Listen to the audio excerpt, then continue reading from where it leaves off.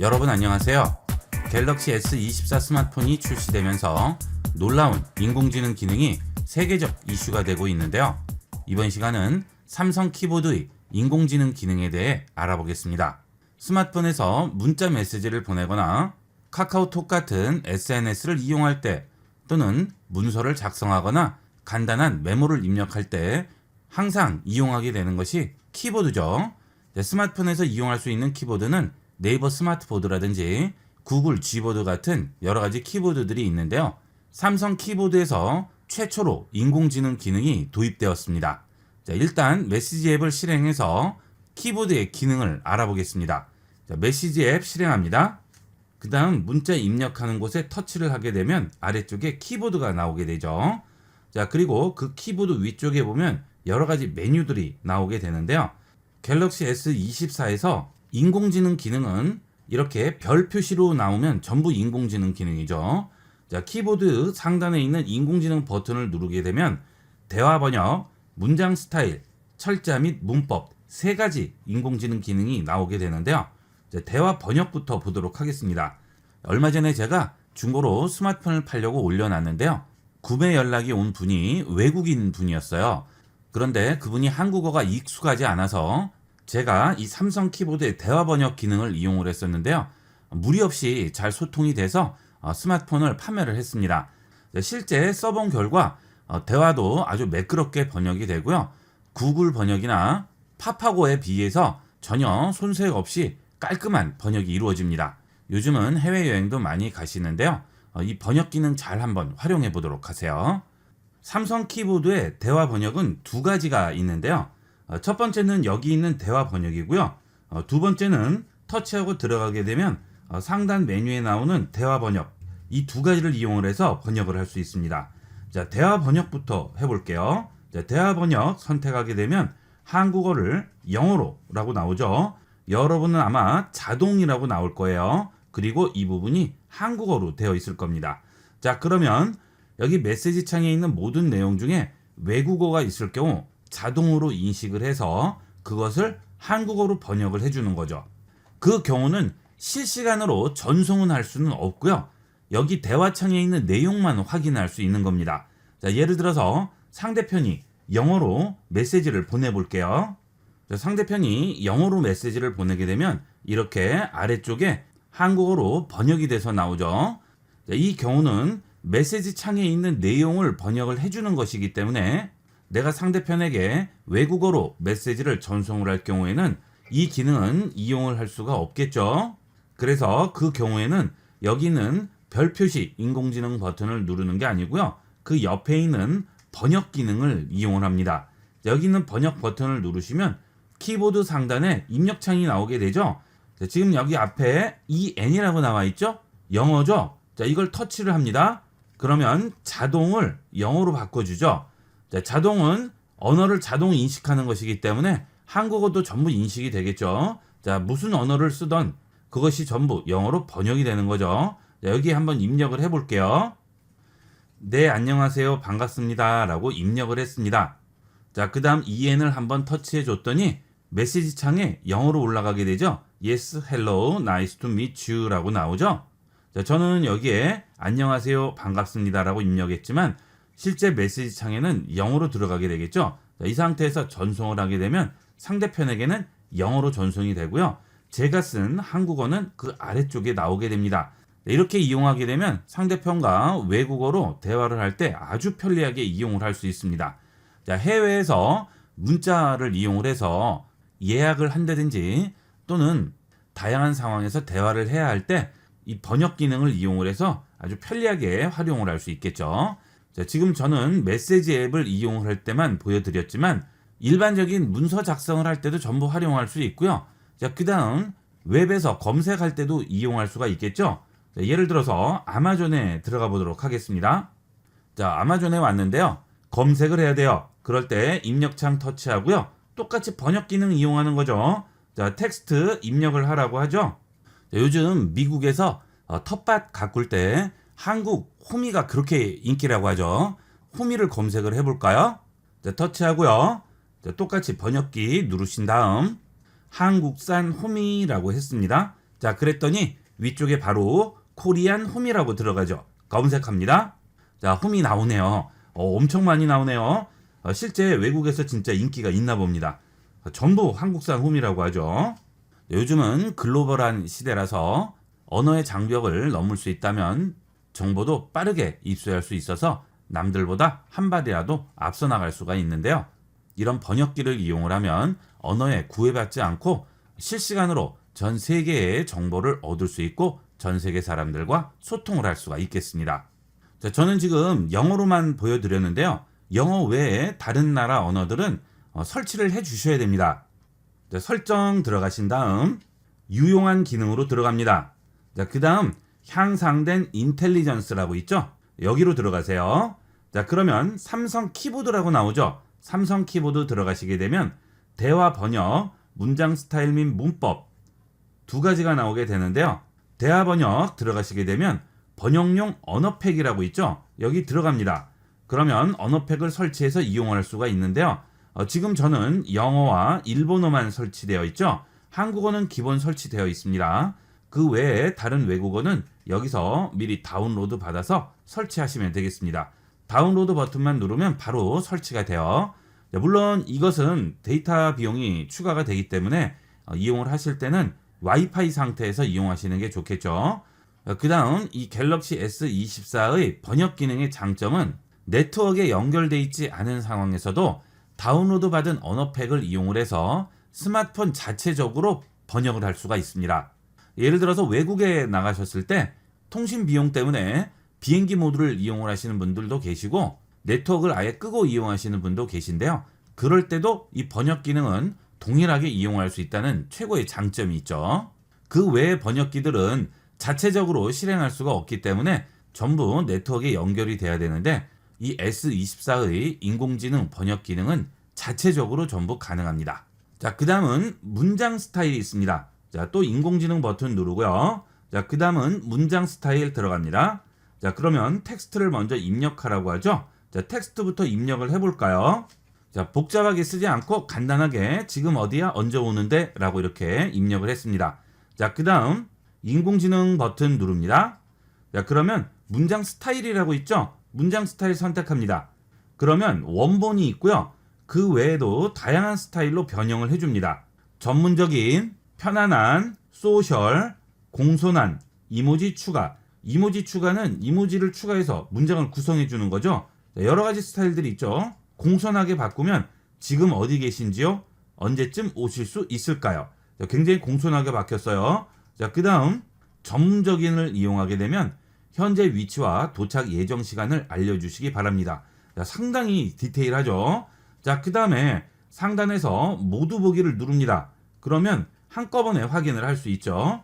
여기서 보시고 마음에 드는 문장으로 선택을 하시면 되겠습니다. 자, 저는 전문적인으로 해볼까요? 적용합니다. 그러면 바로 적용이 되죠. 자, 이 상태에서 전송 버튼 누르면 바로 전송이 됩니다.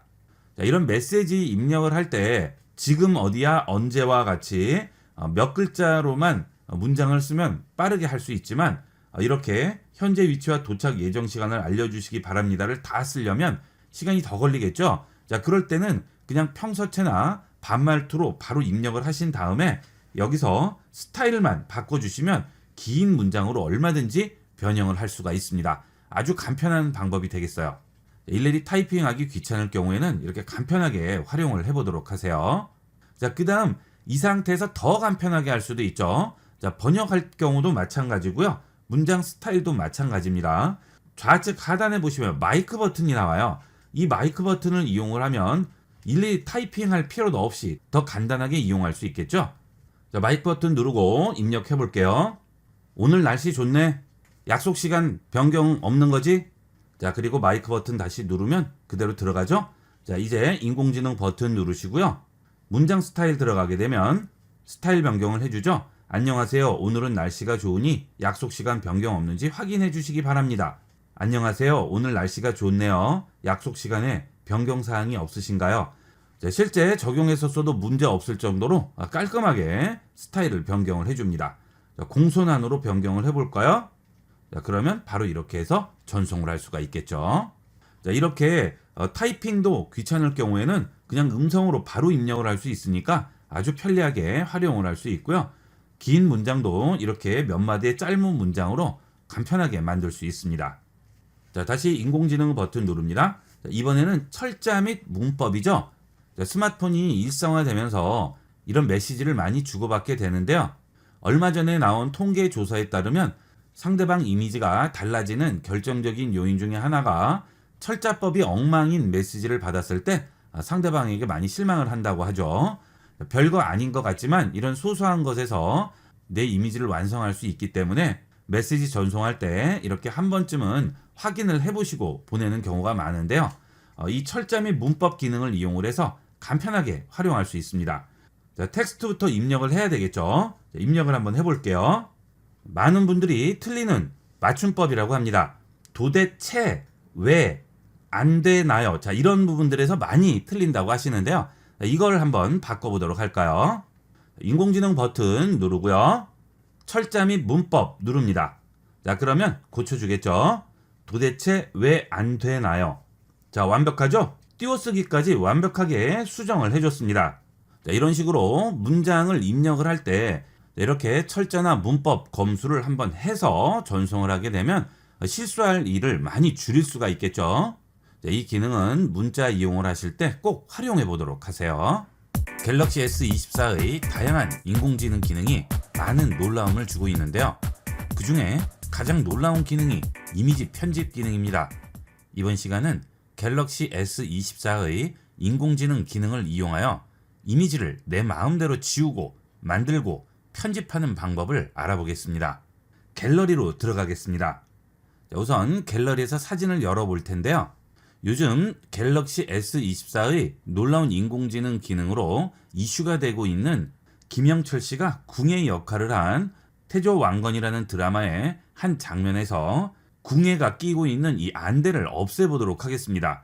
자, 요즘 인터넷에서 이것 때문에 굉장히 이슈죠. 자, 실제 되는지 제가 한번 해보도록 할게요. 자, 궁예 이미지를 가져와 봤습니다. 태조왕건 드라마 중에 한 장면에서 캡처를 했는데요. 여기서 이 안대 부분을 선택을 해보도록 하겠습니다. 자, 우선 이 안대를 없애기 위해서 아래쪽에 있는 연필 편집 버튼 선택하고요. 자, 그 다음 좌측에서 인공지능 버튼을 눌러줍니다. 자, 그러면 이동하거나 삭제할 대상을 선택하거나 테두리를 따라 그리라고 하죠. 선택할 부분을 터치하고 기다리면 자동으로 선택될 수도 있는데 제대로 선택이 되지 않을 수도 있으니까 일단 원하는 물체 주위를 터치해서 선택을 하도록 하겠습니다. 네, 저는 펜으로 하겠고요. 여러분은 손으로 해도 되겠죠. 자, 펜으로 여기 있는 안대 주변을 이렇게 선택을 해줍니다. 자, 그러면 인공지능이 자동으로 안대만 선택을 해주게 되겠죠. 자, 이때 여기 선택된 안대를 터치해서 잠시 기다리면 이렇게 움직일 수가 있어요. 옆으로 일단 움직여 놓고요. 여기서 지우개 버튼을 눌러서 이 안대를 지웁니다. 자, 그러면 원래 안대가 있던 자리는 격자 무늬로 빈 공간이라는 표시가 나오죠. 자, 이때 아래쪽에 있는 생성 버튼을 눌러서 이 부분을 메꿔줍니다. 자, 그러면 인공지능이 이미지를 전부 분석을 해서 이 비어있는 공간에 어떤 이미지가 들어갈지를 유추한 다음 메꿔주죠. 자, 어때요? 완벽하죠? 자, 대단합니다. 인공지능 기능이 이 정도로 발전을 했어요. 왼쪽 눈을 참고로 해서 유추한 다음 오른쪽 눈을 생성을 해주는 거죠. 자, 원본과 비교를 해볼까요? 원본 보기. 자, 어때요? 뭐 거의 감쪽같이 변형이 됐죠? 이런 식으로 인공지능 기능이 나날이 발전하고 있어요. 여기서 완료 버튼을 누르시게 되면 저장을 할 수 있습니다. 위쪽에 보시면 다른 파일로 저장이라고 되어 있죠. 다른 파일로 저장 누르신 다음 아래쪽에 보시게 되면 해상도가 낮은 이미지일 경우 현재 해상도를 유지하거나 또는 해상도를 개선할 수 있어요. 해상도를 개선하게 되면 지금 현재의 이미지 해상도보다 좀 더 높은 해상도를 만들어줘요. 완전히 드라마틱한 변화는 없겠지만 원본 이미지와 비교해보면 많은 차이를 느낄 수가 있습니다. 이미지 해상도가 낮을 경우에는 해상도 개선 기능을 이용을 해서 저장을 해주시면 좀 더 깨끗한 이미지를 만들 수 있겠죠. 자, 그 다음은 킬빌이라는 외국 영화에 나오는 이런 안대도 제가 한번 지워봤는데요. 이런 안대도 완벽하게 지워집니다. 지금 궁예 이미지의 경우에는 이렇게 주변이 머리가 없는 상태이기 때문에 깔끔하게 지워진 걸 수도 있는데, 이런 머리카락도 있고 옆에 여러 가지가 있는 경우에는 잘 지워지지 않을 수도 있겠죠. 자, 이런 경우도 깔끔하게 지워집니다. 자, 한번 해볼게요. 자, 이렇게 주위를 선택을 했어요. 그랬더니 안대가 선택이 됐죠. 자, 안대를 터치해서 움직입니다. 자, 그러면 안대만 떨어졌네요. 지우개로 누릅니다. 자, 그러면 이 공간은 비어있는 공간이 되겠죠. 자, 그러면 이제 생성 버튼을 눌러서 이미지를 생성해 보도록 하겠습니다. 자, 어때요? 완벽하죠? 자, 원본 보기와 비교를 해보면 구분이 안 갈 정도로 완벽하게 만들어줍니다. 이 배우가 다리를 한나인데요. 원래 이 안대를 하지 않은 이미지와 비교를 해보면 똑같아요. 대단합니다. 인공지능이 이 정도로 발전을 했어요. 자, 이번에도 다리를 한나의 이미지인데요. 자, 이번에는 안대를 하긴 했는데, 자, 얼굴이 어떻죠? 자, 약간 비스듬하게 찍혀있죠. 정면으로 된 얼굴은 눈을 그대로 참고해서 복제하기가 쉽지만, 이렇게 얼굴이 옆으로 돌아가 있는 상황은 눈 모양을 참고하더라도 그대로 합성을 할 수가 없죠. 얼굴이 비스듬한 모양대로 이 눈도 약간은 돌아가 있어야 되는데, 자, 이런 것까지 완벽하게 될지 한번 해볼게요. 아래쪽에서 펜 선택하고요. 그 다음 인공지능 버튼 누른 다음 안대를 선택해 보도록 하겠습니다. 자, 이렇게 안대를 선택합니다. 자, 안대 선택이 됐죠? 터치한 다음 잠시 기다려야 됩니다. 자, 그 다음 움직이고 여기 있는 지우개 버튼을 눌러서 지웠습니다. 자, 여기 빈 공간이 돼 있죠? 자, 이제 생성해 볼게요. 자, 됐죠? 자, 어때요? 대단합니다. 저는 이걸 해보고 깜짝 놀랐어요. 앞서 본 궁예의 이미지는 머리카락도 없고 정면을 보는 이미지이기 때문에 인공지능이 얼마든지 할 수 있다고 생각은 했었어요. 저도 포토샵 작업 같은 것을 하다 보면 눈 한쪽을 복사해서 다른 쪽에 붙여서 이미지를 합성하는 경우도 있었는데, 이런 얼굴은 합성하려면 굉장히 어렵죠. 시간도 엄청나게 오래 걸리고 복잡한 반면 인공지능은 정말 간단하게 완벽하게 만들어줍니다. 이 서양 사람의 특징인 눈이 움푹 들어간 모양 때문에 이쪽 눈썹 모양과 이쪽 눈썹 모양이 다르게 나올 수밖에 없는데요. 자, 이것도 완벽하게 표현이 됐죠. 원본과 비교를 해보게 되면 마치 안대한 것이 가짜 이미지인 것 같아요. 그렇죠? 예, 정말 대단해요. 인공지능이 이 정도로 발전을 했습니다. 얼굴을 이 정도로 만들어준다면 일반적인 풍경은 굉장히 쉽게 인공지능이 만들어줄 수 있겠죠. 자, 그 다음은 이런 옷 뒤에 글씨들이 있는 경우 이런 것도 간단하게 지워줄 수 있겠죠. 자, 똑같이 연필 버튼 누르고요. 인공지능 버튼 누른 다음 자, 이 글씨를 선택을 해주도록 하겠습니다. 자, 이렇게 테두리를 둘러싸서 선택을 했죠. 자, 그 다음 터치해서 기다립니다. 그리고 조금 움직여 볼게요. 자, 그 다음 위치를 이렇게 바꿔주면 글씨를 여기에 움직일 수도 있는 거죠. 자, 이 상태에서 생성을 하게 되면 위에 있던 빈 공간은 채워지고요. 아래에 글씨가 들어가게 됩니다. 자, 이렇게 하셔도 되고요. 아니면 이거를 지우는 거죠. 자, 그 다음 여기에 생성을 누르게 되면 이 이미지를 그대로 메꿔주게 됩니다. 자, 감쪽같이 없어졌죠? 원본 보기 버튼을 누르면 원래 있던 글씨와 없어진 상태, 구분이 안 갑니다. 그렇죠? 예, 이렇게 깔끔하게 지워줄 수 있어요. 자, 그 다음에 이렇게 거리에 사람이 서 있는 모습인데요. 이런 큰 이미지도 지우고 배경을 그대로 만들어줄 수 있습니다. 자, 선택을 해볼게요. 자, 연필 버튼 누르시고요. 인공지능 누릅니다. 자, 그 다음 선택하겠습니다. 자, 적당히 둘러싸도 알아서 이렇게 구역을 잡아주기 때문에 정교하게 선택할 필요가 없어요.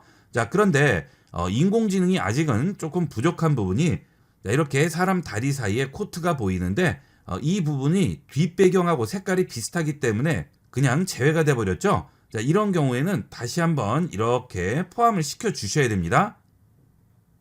자, 그래도 안 될 때는 어쩔 수 없죠. 예, 한계는 있어요.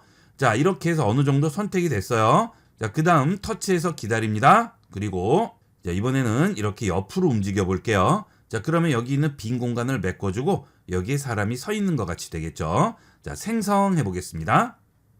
자, 어때요? 감쪽같이 없어졌죠? 자, 원본 보기 해볼까요?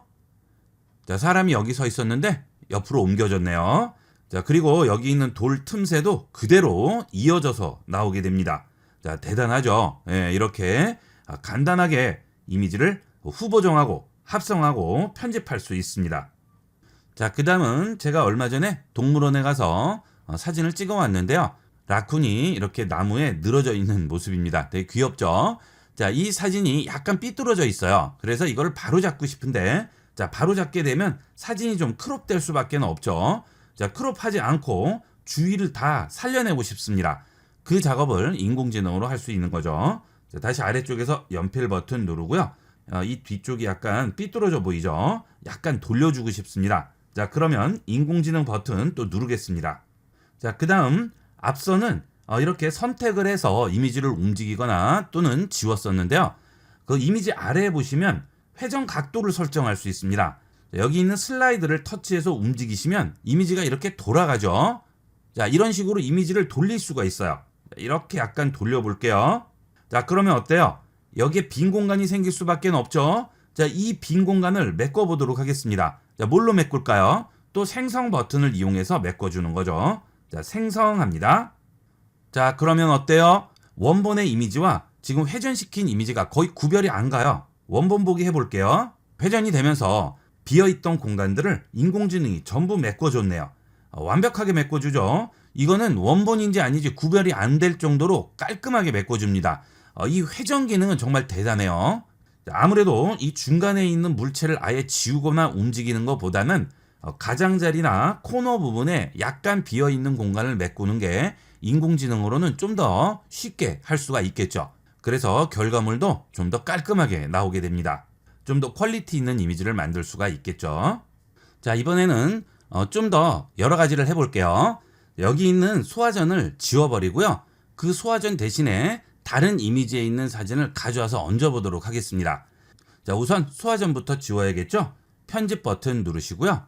인공지능 버튼 누릅니다. 자, 그리고 둘러싸야 되겠죠? 자, 이렇게 둘러쌉니다. 자, 소화전을 둘러쌌죠? 자, 그 다음 터치하고 잠시 기다리면 소화전 움직일 수가 있네요. 자, 이렇게 움직여 놓을게요. 자, 그러면 소화전이 약간 우측 코너로 붙었죠? 자, 그 다음 이쪽에 다른 이미지를 얹을 거예요. 자, 일단 생성부터 할게요. 자, 그러면 빈 공간이 완벽하게 메꿔졌죠? 자, 이제 이 빈 공간에 다른 이미지를 가져와서 얹을게요. 자, 완료 일단 하시고요. 인공지능 버튼 한 번 더 누릅니다. 자, 그 다음 상단을 보시면 플러스라고 있어요. 이 플러스를 누르시게 되면 갤러리에서 추가를 할 수 있습니다. 갤러리에서 추가합니다. 자, 이미지를 하나 선택을 했어요. 자, 갤러리에서 이렇게 이미지를 선택을 하게 되면 영역 자동 맞춤이라고 나오게 됩니다. 자, 이것도 우리가 금방 한 인공지능과 동일한 기능이에요. 자, 이렇게 추가할 이미지를 테두리를 이런 식으로 그려줍니다. 그러면 어때요? 자동으로 선택이 되죠? 자, 이 상태에서 완료 버튼 누릅니다. 그러면 바로 이미지가 올라오게 되죠. 자, 이렇게 배치를 시키고요. 그 다음 사이즈를 조절을 할게요. 코너 잡고 사이즈를 줄입니다. 자, 배치를 시킵니다. 자, 이러면 두 개의 이미지를 완벽하게 합성을 할 수 있죠. 자, 터치합니다. 자, 그러면 전문적인 이미지 편집 프로그램을 이용하지 않아도 이런 식으로 얼마든지 갤러리 안에서 다양한 이미지 합성과 편집이 가능합니다. 지금 이 인공지능 기능이 두세 달 전보다 더 좋아졌어요. 계속 여러 사람이 사용하고 업데이트가 되면서 기능이 점점 발전하고 있습니다. 초창기에는 이 정도까지는 아니었지만 지금은 정교하고 제대로 된 기능을 보여주고 있어요. 앞으로는 점점 더 발전하겠죠? 지금 제가 보여드리는 기종은 갤럭시 S24 기종인데요.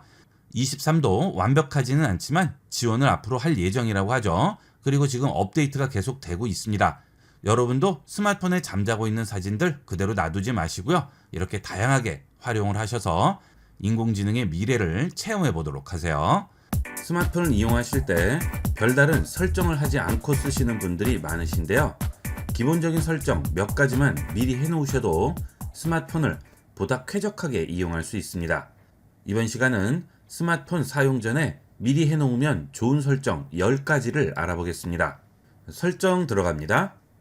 첫 번째로 연결해서 설정할 부분을 알아보겠습니다. 연결 들어간 다음 아래쪽으로 내려가시면 기타 연결 설정이라고 있습니다. 여기 들어갑니다. 그러면 주변 디바이스 찾기라고 있죠. 이 주변 디바이스 찾기 기능은 휴대전화 주변에 있는 기기와 연결을 쉽게 하기 위해서 스마트폰이 주변에 있는 기기를 계속 탐색을 하는 건데요. 이 기능을 켜놓게 되면 배터리 소모량이 늘게 됩니다. 특별히 이용하지 않으실 경우에는 꺼놓고 이용하시는 게 좋겠죠.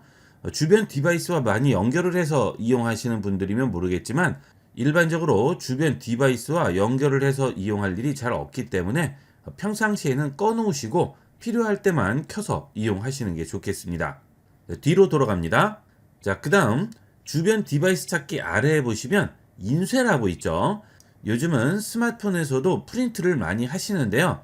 스마트폰과 프린트 연결 때문에 어려워하시는 분들이 많으신데요.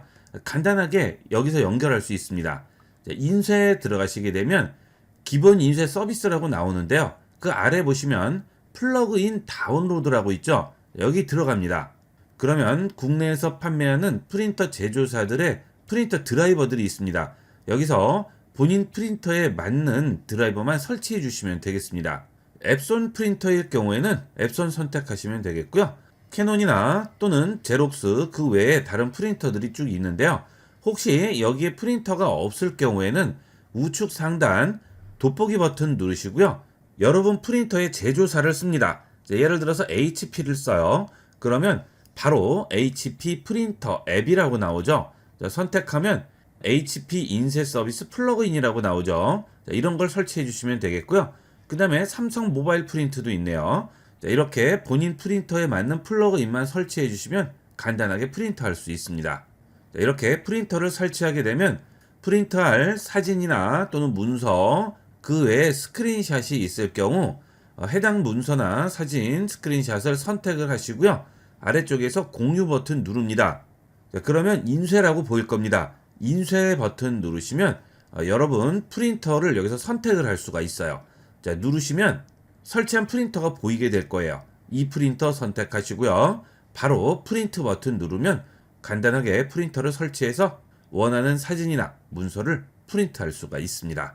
자, 이렇게 프린트하는 화면은 프린터 제조사와 상관없이 동일합니다. 그대로만 이용하시면 되겠어요.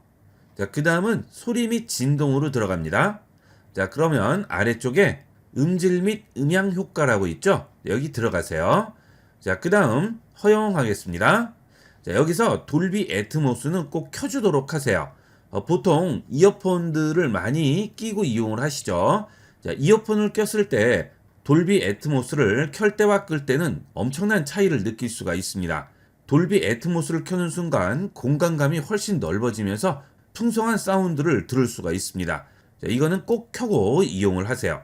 스마트폰에서 기본적으로 제공하는 기능인데도 이용하지 않으면 아깝죠. 이건 꼭 켜고 이용하도록 하세요. 자, 그 다음은 아래쪽에 보면 음질 최적화라고 있는데요. 자, 사람들마다 들을 수 있는 주파수가 다 다르고요. 왼쪽이 더 선명하게 들리고 오른쪽이 좀 작게 들리고 그런 경우도 있죠. 자, 사람마다 다 다르기 때문에 각자에 맞는 최적의 음질을 설정을 해놓으면 통화할 때나 음악을 듣거나 영상을 볼 때도 좀 더 쾌적하게 이용을 할 수가 있겠죠. 자, 음질 최적화 들어가신 다음 사용함으로 체크를 해주시고요. 연령대에 맞는 음질을 선택해 주시면 좀 더 선명한 음질을 들을 수 있고요. 보다 세밀한 설정을 위해서는 최적화된 음질 찾기를 이용해서 설정을 해주시면 되겠습니다. 최적화된 음질을 찾기 위해서는 이어폰이 설치가 되어 있어야 돼요. 그러면 본인 귀에 맞는 최적의 음질로 설정을 해주게 됩니다. 자, 이 음질 최적화는 특히나 연세가 있으신 분들은 꼭 설정을 해놓고 이용하도록 하세요. 자, 그 다음은 설정에서 알림으로 들어갑니다. 자, 스마트폰을 이용하실 때 잠금화면 상태에서 알림이 오게 될 경우 잠금화면 상태에서도 이 알림 내용을 전부 볼 수가 있죠. 내가 잠시 자리를 비웠을 때 다른 사람이 그 스마트폰에서 알림을 전부 확인을 할 수가 있는 거죠. 그래서 잠금화면 알림에 들어가신 다음 알림 내용 숨기기에 체크를 하시면 잠금화면 상태에서는 알림 내용이 나오지 않습니다. 여러 명이 있는 공간에서는 되도록이면 알림 내용 숨기기에 체크를 해주시는 게 좋겠죠. 자, 그 다음은 알림에서 제일 아래쪽에 보면 고급 설정이 있습니다. 고급 설정 들어가신 다음 제일 아래쪽으로 내려가시면 재난 문자라고 있죠. 1, 2년 전만 해도 이 재난 문자 때문에 스트레스 받아 하시는 분들 많으셨는데요. 이 재난 문자에 들어가시게 되면 재난 문자의 경보를 허용할지 끌지 여기서 지정을 할 수 있습니다. 재난 문자를 켜더라도 긴급 재난 문자만 받고 나머지 재난 문자는 끌 수가 있죠. 자, 이렇게 해서 필요 없는 재난 문자는 끌 수가 있는 거죠. 긴급 재난 문자 같은 경우에는 혹시나 모를 일이 있을 수 있으니까 이것은 켜놓더라도 안전 안내 문자나 이런 것들은 끄고 이용을 할 수가 있습니다. 재난 문자 때문에 깜짝 놀라시는 분들은 이 경보는 꺼놓고 이용하도록 하시면 되겠습니다. 자, 다시 설정입니다. 자, 그 다음 알림 아래쪽에 디스플레이라고 있죠. 디스플레이 들어가겠습니다. 자, 여기서 밝기 최적화에 체크를 해주시는 게 좋겠죠. 자, 밝기 최적화를 끄게 되면 밝기를 내가 원하는 밝기로 고정을 시키는 건데요. 자, 이럴 때 햇빛 아래서 잘 안 보일 경우 밝기를 이렇게 최대한 올리게 되죠. 그러면 배터리 소모량이 엄청나게 늘어나죠. 배터리 소모량이 눈에 보일 정도로 팍팍 주는 게 느껴지는데요. 그래서 보통 줄여놓고 이용하거나 또는 그때그때 계속 움직이면서 이용하시는데 밝기 최적화를 이용하면 주변 환경에 맞는 최적의 밝기를 만들어줘서 좀 더 편리하게 이용할 수 있겠죠. 이렇게 밝기 최적화를 할 경우 배터리 소모량에도 많은 영향을 주게 됩니다. 자, 그 다음은 글자 크기와 스타일이죠.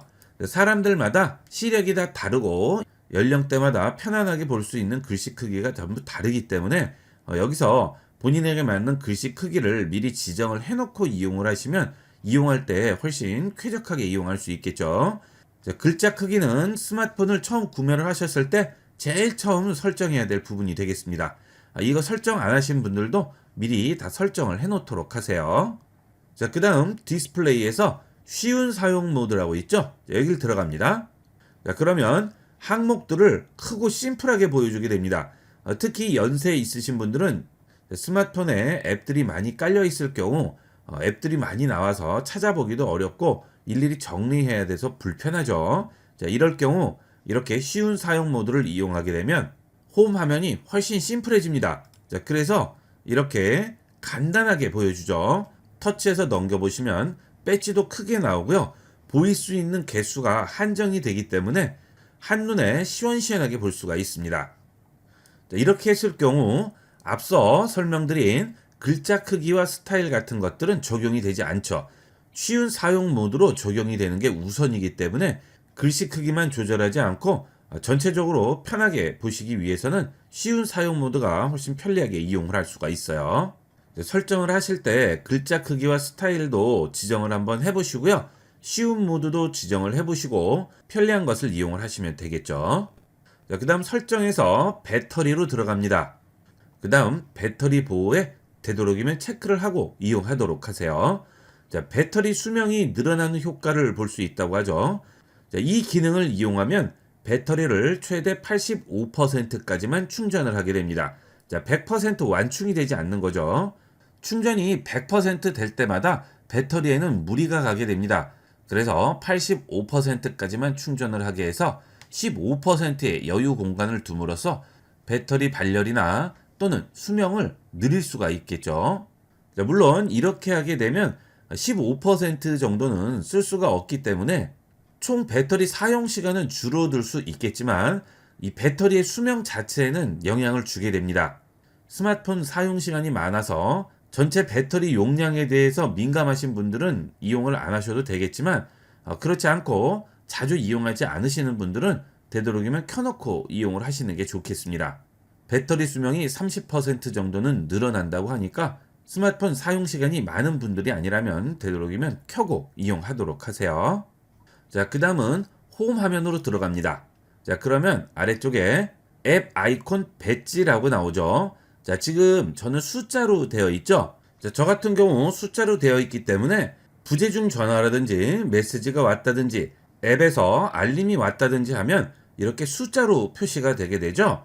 자, 그런데 앱 아이콘 배지를 숫자가 아니고요. 동그란 점으로 선택을 하게 되면 부재중 전화가 몇 통화가 왔는지, 문자가 몇 개가 왔는지, 앱에서 알림이 몇 개 왔는지는 알 수는 없고 왔다는 사실만 알 수 있죠. 자, 이렇게 점으로 나오죠. 자, 이것도 여러분이 이용하시기에 편리한 것으로 이용하시면 좋겠죠. 자, 그 다음에 앱 아이콘의 알림 표시라고 나오죠. 자, 이걸 체크를 하시게 되면 앱 아이콘을 길게 눌러서 알림을 볼 수가 있습니다. 자, 전화기 앱 터치하고 기다립니다. 그러면 지금 부재중 전화가 왔다고 하고 어디서 왔는지 여기에 나오게 되겠고요. 이런 앱 알림 같은 경우에는 알림이 온 앱을 터치하게 되면 어떤 알림이 왔는지 여기에 나오게 되죠. 지금 날씨가 나오고 있네요. 날씨 알림이 왔어요. 자, 그 다음에 Gmail 같은 경우는 메일이 누구에게 왔는지 알 수가 있습니다. 메일 앱 터치하고 기다립니다. 그러면 이렇게 어디서 메일이 왔는지 나오게 되죠. 자, 이런 것도 미리 설정을 해놓고 이용하도록 하세요. 자, 그 다음은 수리 모드인데요. 자, 이것은 미리 설정할 필요는 없지만 꼭 알아두셔야 할 기능이 되겠습니다. 자, 디바이스 케어 들어가신 다음 아래쪽에서 수리 모드로 들어갑니다. 자, 그러면 수리 모드를 켤 수가 있는데요. 이 수리 모드는 휴대폰을 서비스 센터에 맡길 때 민감한 개인 정보라든지 내 개인적인 사진이라든지 이런 것들을 수리센터에서 볼 수 없도록 수리하는데 필요한 기능에만 접근할 수 있도록 하는 설정이 되겠습니다. 예를 들어 전화기 앱을 이용하려고 한다면 전화기 앱은 되지만 내 개인적인 연락처에는 접근을 할 수가 없고요. 갤러리를 볼 수는 있지만 내 개인적인 사진은 볼 수 없도록 전부 막히는 거죠. 내 개인 계정에도 정보를 알 수 없고 내 휴대폰으로 결제도 할 수가 없습니다. 그렇기 때문에 수리를 맡길 때 좀 더 안심하고 수리를 맡길 수가 있겠죠. 자, 그런데 이것을 서비스 센터에 갈 때만 이용하는 게 아니고요. 가끔 누군가에게 전화를 빌려줘야 할 일이 있어요. 자, 생활하다 보면 가끔 그런 경우가 있죠. 자, 근데 상대편에게 전화기를 맡긴다는 것은 굉장히 불안하죠. 자, 그래서 그런 경우에는 이렇게 수리 모드를 켜놓으시게 되면 내 스마트폰으로는 내 개인적인 정보를 전혀 활용할 수가 없기 때문에 다른 사람에게 전화기를 잠시 빌려줄 때도 안전하게 빌려줄 수가 있겠습니다. 이 기능은 꼭 기억을 해두셨다가 어쩔 수 없는 상황에서는 꼭 이용해 보도록 하세요. 자, 그 다음은 접근성 들어갑니다. 자, 그리고 입력 및 동작 들어갑니다. 자, 그러면 전화 받기 및 끊기라고 있죠. 여기를 들어갑니다. 자, 전화 통화를 하다가 전화를 끊을 때 끊기 버튼을 터치해서 끊는데요. 자, 그게 제대로 끊기지 않았을 경우 내 주위의 소리가 모두 상대편의 전화기로 들어가게 되겠죠. 자, 낭패를 볼 수 있는 상황이 될 수도 있는데요. 내가 껐다고 터치를 했지만 제대로 터치가 안 되는 경우가 의외로 많습니다. 물리적인 버튼을 이용해서 끄는 것이 가장 확실한 방법이죠. 여기 있는 측면 버튼 눌러 통화 종료에 체크를 해주시게 되면 전화를 끊을 때 우측이나 좌측에 있는 측면 버튼을 눌러서 전화를 끌 수 있습니다. 이렇게 물리적인 버튼을 이용해서 전화를 끊으면 전화가 안 끊어질 수가 없죠. 제일 확실한 방법이 되겠습니다. 저는 혹시나 실수할 수 있을지도 모르는 상황에 대비해서 측면 버튼을 이용해서 끕니다. 여러분도 전화가 제대로 끊어지지 않은 경험을 한두 번이라도 하신 분들은 꼭 이 측면 버튼 눌러 통화 종료에 체크를 하고 이용을 하도록 하세요. 자, 그 다음은 접근성에서 고급 설정 들어갑니다. 그러면 측면 버튼과 음량 올리기 버튼, 음량 올리기와 내리기 버튼 이렇게 두 가지가 나오죠. 자, 음량 내리기와 측면 버튼을 누르면 스마트폰이 꺼지게 되죠. 그 버튼 외에 측면 버튼과 음량 올리기 버튼, 음량 올리기와 내리기 버튼에 내가 원하는 기능을 설정할 수가 있습니다. 측면 버튼과 음량 올리기 버튼 선택하시면 돋보기라든지 키보드 입력 읽어주기라든지 카카오톡을 바로 실행한다든지 이런 기능들을 이용할 수가 있죠. 특히나 시력이 안 좋으신 분들은 돋보기 앱 따로 실행하고 하시는데요. 그럴 필요 없이 측면 버튼과 음량 올리기 버튼 이용하면 바로 돋보기 앱이 실행이 되기 때문에 작은 글씨 확대해서 볼 때 아주 편리하게 이용을 할 수 있습니다. 자, 그런데 이렇게 되면 한 번에 하나밖에는 설정을 못하죠. 그래서 이번에는 음량 올리기와 내리기 버튼을 동시에 누르면 실행되는 앱도 설정을 할 수 있습니다. 여러분이 필요한 기능이 있으실 경우 음량 올리기 내리기 버튼 동시에 누르는 기능에 또 설정을 하셔서 이용을 해보도록 하세요. 자, 이렇게 해서 이번 시간은 미리 설정해 놓고 이용하시면 좋은 스마트폰의 기본 설정법들을 알아봤습니다. 꼭 설정할 필요는 없지만 설정하면 좀 더 쾌적하게 이용할 수 있는 기능들이니까 많이 활용을 해보도록 하세요. 갤럭시 S24가 출시되면서 다양한 기능들이 새롭게 바뀌었는데요. 스마트폰 카메라 기능도 새롭게 바뀐 부분이 있습니다. 이번 시간은 스마트폰 카메라를 실행했을 때 나오는 카메라 기본 화면에서 갤럭시 S24에서 새롭게 바뀐 부분과 그 외의 갤럭시 기종의 카메라 앱을 실행했을 때 나오는 처음 화면에 대해서 자세히 알아보도록 하겠습니다. 자, 아래쪽에 보시게 되면 셔터 버튼과 앞뒤 카메라 전환이 있죠. 자, 그 다음 좌측에는 갤러리 버튼이 있죠. 자, 이걸 누르면 갤러리로 들어가겠죠. 자, 다시 뒤로 가기 누른 다음 우측에 있는 동그라미 화살표를 누르면 카메라의 앞뒤가 전환이 되게 되죠. 자, 누르면 이렇게 앞면이 보이게 되고요. 다시 누르면 뒷면이 보이게 되겠죠. 자, 그 다음은 셔터 버튼인데요. 자, 지금은 여기 보시면 사진으로 되어 있죠. 자, 옆으로 옮기면 동영상으로 바뀌고, 그 다음 인물 사진이 있죠. 인물 사진은 기본적으로 3배로 찍히게 됩니다. 자, 이렇게 3배로 찍히게 되면 장점이 인물 뒷 배경을 날릴 수가 있죠. 인물이 좀 더 부각돼서 선명하게 나오고 뒷 배경은 뿌옇게 나와서 아주 멋지게 찍을 수가 있죠. 자, 인물 사진은 이렇게 기본적으로 3배로 잡히게 됩니다. 자, 그 다음 끝으로 가면 더보기가 있고요. 다양한 다른 카메라의 기능들이 보이게 되는데요. 자, 여기서 사진을 선택을 했을 경우 아래에 있는 셔터 버튼을 어떻게 누르느냐에 따라서 여러 가지로 찍을 수가 있습니다. 자, 일단 셔터를 한 번만 누릅니다. 그러면 당연히 사진이 찍히겠죠. 자, 그런데 이번에는 이 셔터를 누른 상태에서 아래로 끌어내립니다. 자, 터치하자마자 바로 끌어내려야 돼요. 해볼게요. 자, 그러면 이렇게 연사로 찍히죠. 연속 촬영이 되는데요. 찍힌 사진을 터치해서 들어가 보겠습니다. 자, 그 다음 사진을 누르고 들어갑니다. 자, 사진으로 들어왔는데요. 자, 좌측 하단에 보시면 지금 35라고 써 있죠. 자, 이건 35장이 연사로 찍혔다는 뜻이 되겠습니다. 여기 있는 35장 표시를 터치합니다. 자, 그러면 아래쪽에 35장이 그대로 나와요.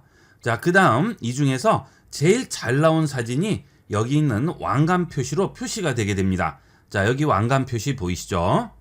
자, 이 왕관 표시를 터치하게 되면 그 사진이 여기 보이게 되고요. 이 사진만 다운로드 기능을 이용을 해서 스마트폰에 저장을 할 수 있죠.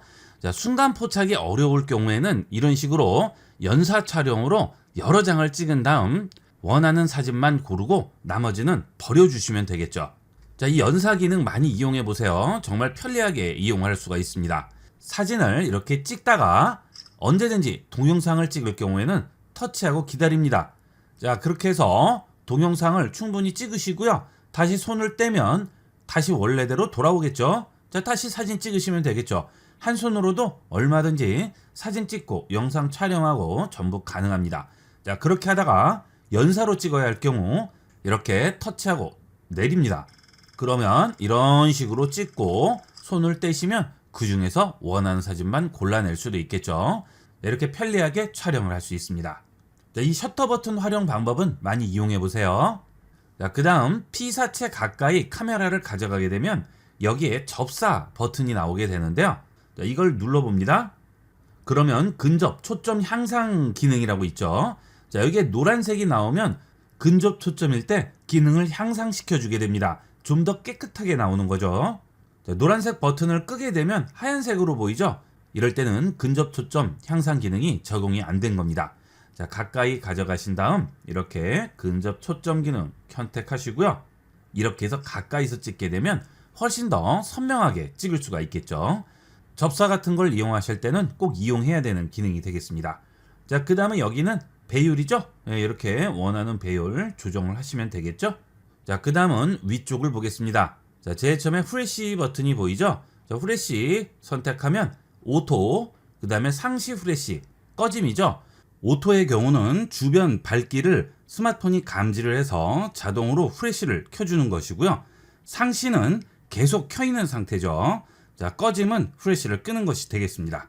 자, 그 다음 그 옆에는 타이머가 있죠. 자, 타이머 선택하시면 2초, 5초, 10초 이렇게 세 가지가 있습니다.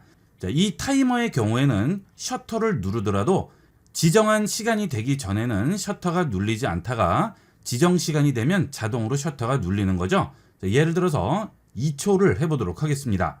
자, 타이머가 2초가 설정이 되어 있죠. 자, 이제 셔터를 누르게 되면 자, 이렇게 2초 후에 자동으로 셔터가 눌리게 됩니다. 자, 이게 타이머가 되겠어요. 자, 그런데 이 타이머는 한번 설정을 해주게 되면 카메라를 껐다가 다시 키더라도 타이머가 항상 2초로 잡혀 있어요. 그러니까 다음에 찍으실 때는 타이머가 필요 없으면 항상 꺼놓고 이용을 하셔야 되겠죠. 자, 그 다음은 비율이 되겠습니다. 자, 이 비율 누르시게 되면 가로 세로 비율이 나오게 되죠. 자, 3대4는 기본적인 사진 사이즈죠.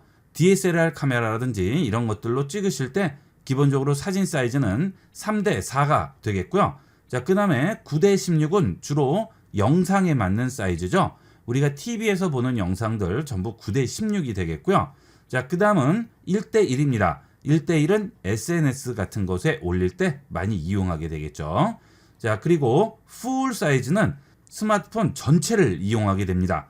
자, 풀로 눌러볼게요. 풀 선택합니다. 그러면 스마트폰 처음부터 끝까지가 전부 채워지게 되죠. 자, 이 풀은 스마트폰 기종마다 사이즈가 전부 다르기 때문에 풀 사이즈도 전부 다르게 나오게 됩니다. 자, 그 다음 해상도인데요. 저 같은 경우는 갤럭시 S24 울트라 기종입니다. 그래서 해상도를 누르게 되면 200까지 나오는데요. 보통은 50이나 12까지 나오게 될 겁니다. 이것은 해상도 픽셀 수가 되겠습니다. 200M은 2억 화소가 되겠고요. 50M은 5천만 화소, 12M은 1200만 화소가 되겠습니다. 자, 화소수가 높을 때의 장점은 뭘까요? 자, 이렇게 멀리서 사진을 찍었더라도 나중에 크롭해서 이 부분만 잘라서 이용해도 사진이 선명하게 나오는 거죠. 화소수가 그만큼 높기 때문에 똑같은 공간을 표현할 때도 더 많은 화소가 들어가기 때문에 잘라서 일부분만 이용하더라도 깔끔한 화질을 이용할 수 있습니다.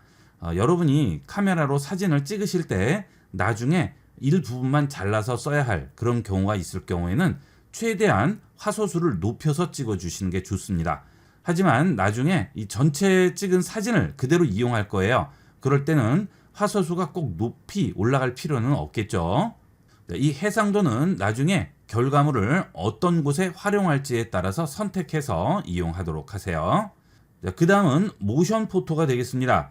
이 모션 포토는 셔터를 누르는 순간에 앞과 뒤에 일정 시간을 같이 찍어주는 거죠. 예를 들어 지금 셔터를 눌렀습니다.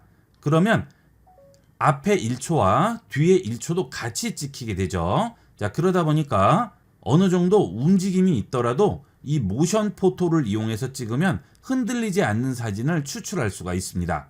예를 들어서 움직이는 사물을 찍을 경우는 되도록이면 모션 포토를 찍어주는 게 좋겠죠. 자, 이렇게 해서 모션 포토를 찍게 되면 갤러리에서 해당 사진으로 들어간 다음 그 아래에 있는 사진을 선택을 해주게 되면 이렇게 모션 포토가 나오게 되죠. 자, 이 중에서 내가 원하는 부분만 추출을 할 수가 있죠.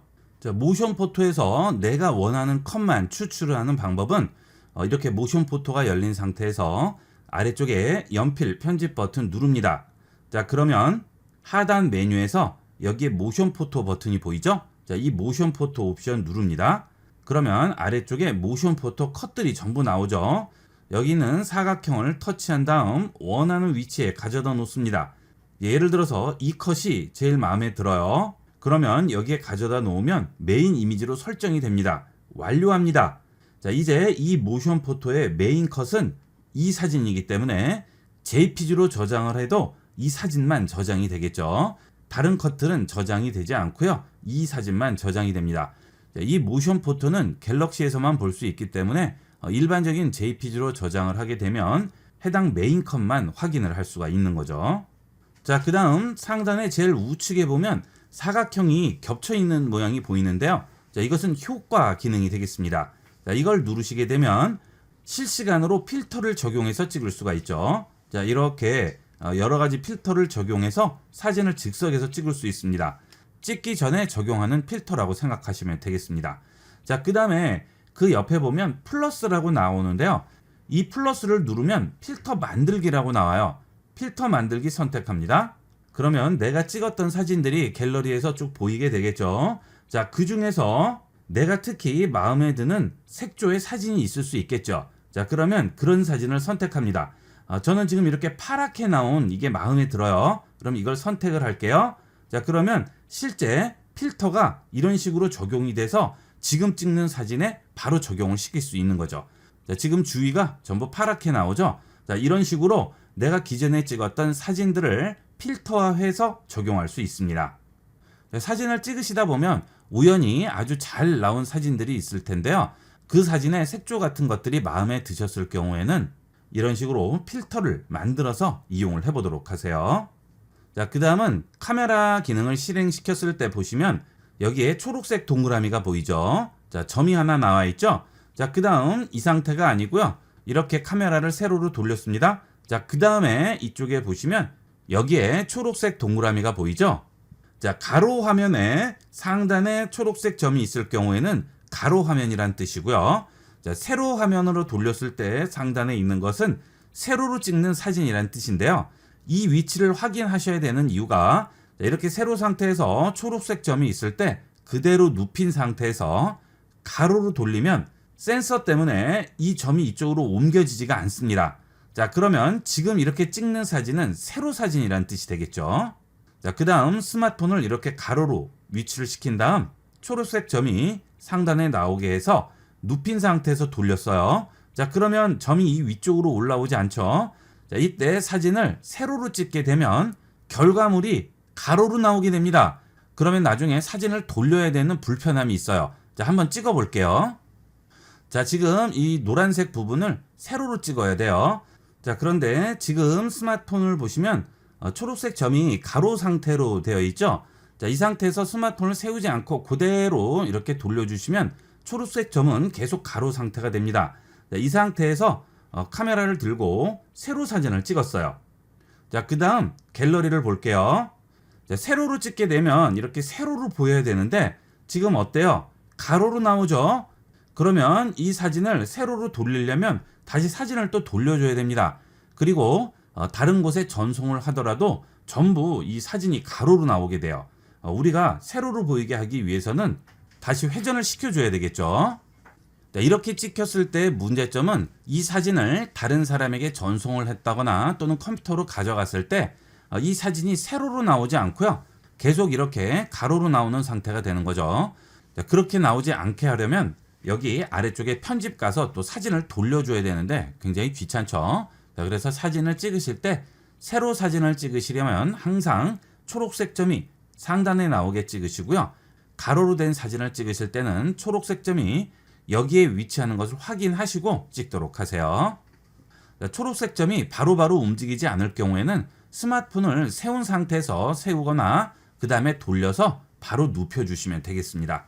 보통 이런 것들은 문서 찍을 때 많이 이렇게 이용을 하게 되겠죠. 이렇게 해서 이번 시간은 스마트폰의 기본 화면에 대해서 자세히 알아봤습니다. 항상 이용하는 카메라 기능이지만 기본 화면에 있는 내용들을 자세히 알고 찍으시면 좀 더 제대로 된 사진을 찍을 수가 있겠죠. 사진 찍으실 때 항상 기억해 놓고 이용하도록 하세요. 이번 시간은 여기까지 하도록 하겠습니다. 감사합니다. 본 영상을 시청해주신 모든 분께 감사드립니다. 좀 더 체계적으로 컴퓨터 및 모바일 기기 사용법을 배우려면 www.ib96.com, ib컴퓨터교육.com을 추천드립니다. 그리고 저희 채널에 구독과 멤버십 회원으로 가입해주시면 좀 더 좋은 컨텐츠로 보답하겠습니다. 감사합니다.